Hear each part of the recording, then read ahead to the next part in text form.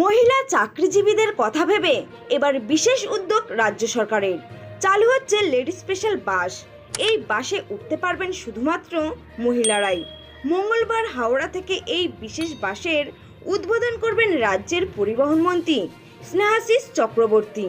মঙ্গলবারের পর থেকে প্রতিদিনই হাওড়া থেকে ছাড়ার কথা এই লেডি স্পেশাল বাসের। সূত্রের খবর অনুযায়ী রোজ সকাল 9:30 এবং 10টা দুটো মহিলা স্পেশাল বাস চলবে হাওড়া থেকে বালিগঞ্জের উদ্দেশ্যে। এই বাসের ড্রাইভার ও কন্ডাক্টরও মহিলা হবে। হাওড়া স্টেশন থেকে বালিগঞ্জ পর্যন্ত চলবে এই বাস। এসপ্ল্যানেড গড়িয়াহাট ছুঁয়ে যাবে। ভাড়া হবে 8 টাকা থেকে 11 টাকা। স্কুলের, কলেজের, সরকারি শিক্ষা প্রতিষ্ঠানের কর্মরত মহিলাদের ক্ষেত্রে থাকবে বিশেষ ছাড়। জানা গিয়েছে, এর আগেও মহিলা স্পেশাল বাস চালানোর চেষ্টা করা হয়েছিল, কিন্তু তা কোনোভাবে হয়নি। ইতিমধ্যে